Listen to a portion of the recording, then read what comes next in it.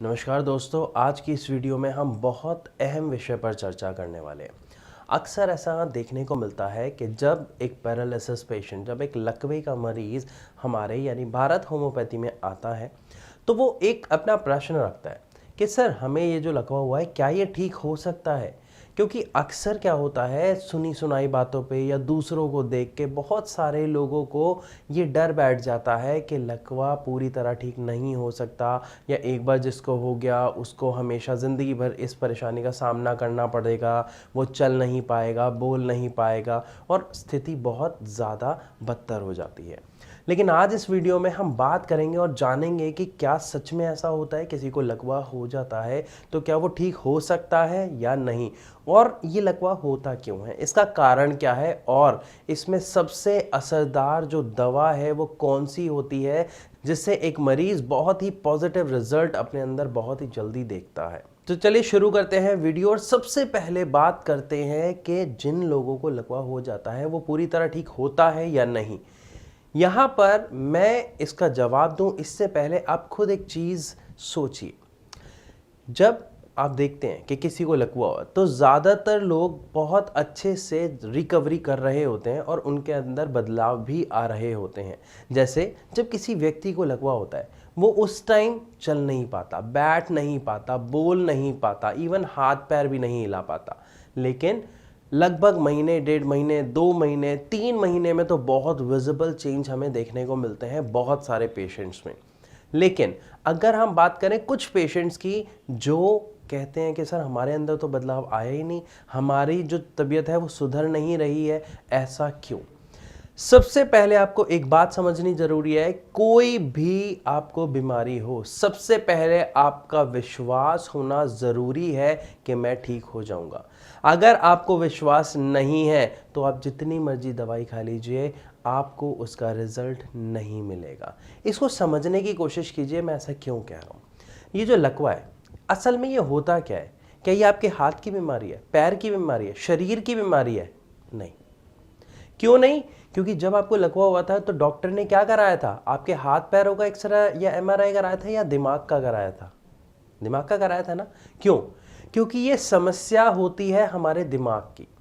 हमारे दिमाग में जो नसें होती हैं जिसमें खून दौड़ रहा होता है, वहां पर अगर किसी नस में खून का थक्का बन जाता है या आ जाता है, जिसके कारण ब्लड आगे फ्लो नहीं कर पाता और दिमाग को उसका खाना, ऑक्सीजन, ब्लड नहीं मिलता, जिसके कारण पैरालिसिस होता है।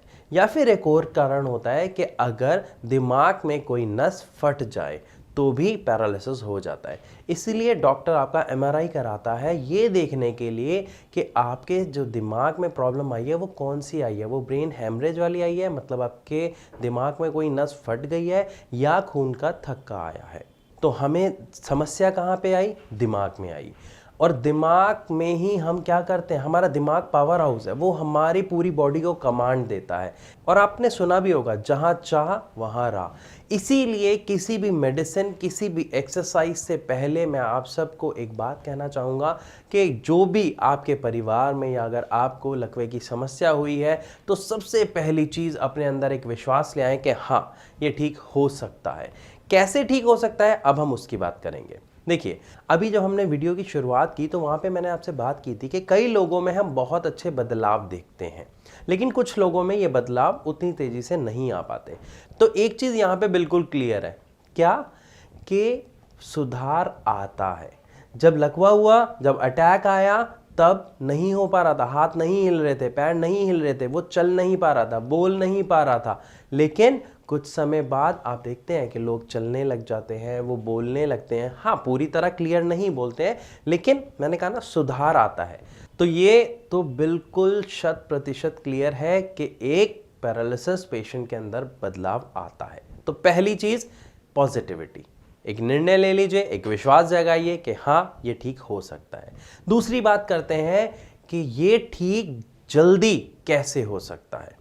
देखिए, कोई भी व्यक्ति जब बीमार होता है तो सबसे पहले क्या करता है? डॉक्टर के पास जाता है। कौन से डॉक्टर के पास जाता है? एलोपैथिक डॉक्टर के पास जाता है। यहाँ पर आपको समझना बहुत ज़रूरी है कि एलोपैथिक डॉक्टर किस तरीके की दवाइयाँ देते हैं, आयुर्वेदिक डॉक्टर किस तरीके की दवाइयाँ देते हैं, और होम्योपैथिक डॉक्टर किस तरीके की दवाइयाँ देते हैं। रीजन ये जो तीनों तरीके की पैथी है, चाहे एलोपैथी की बात करो, आयुर्वेदिक की बात करो या होम्योपैथी की बात करो, इन तीनों में किसी भी बीमारी का जो इलाज है वो बिल्कुल अलग तरीके से किया जाता है।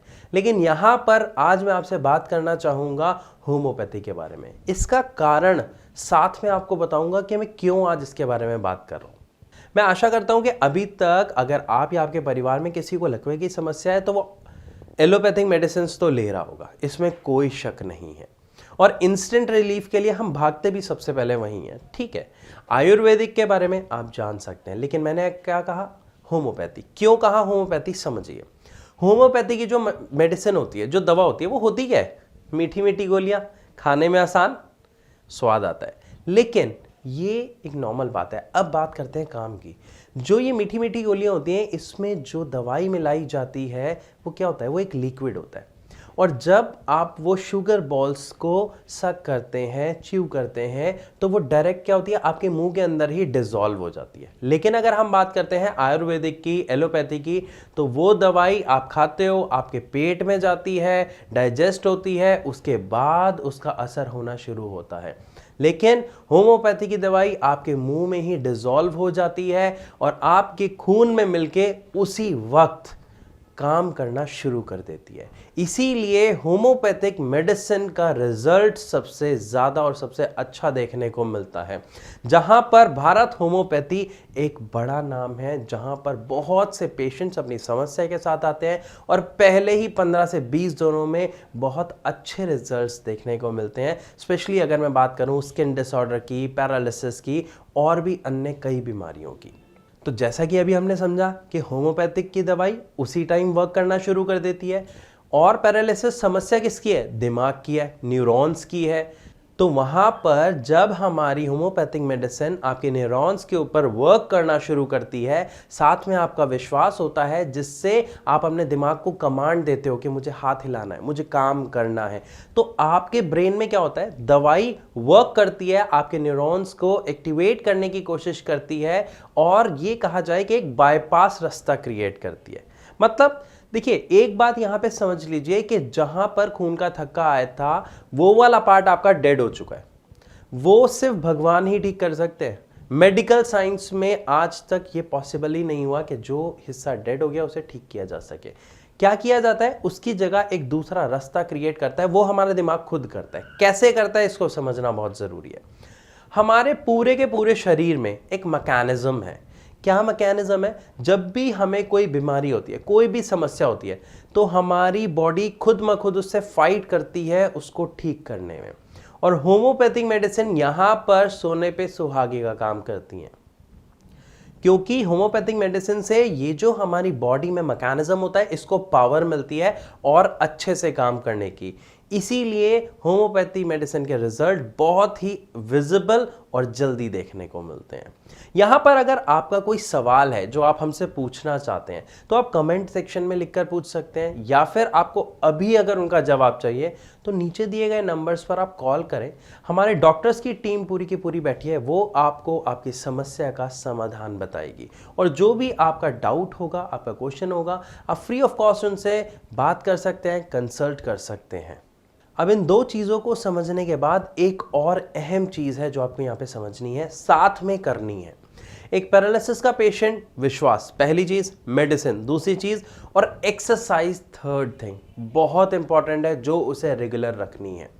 अब एक्सरसाइज के लिए मैं आपको नहीं कहूंगा कि आप फिजियोथेरेपिस्ट को हायर कीजिए, क्योंकि कई लोग कर पाते हैं, कई लोग अफोर्ड नहीं कर पाते, इट्स ओके।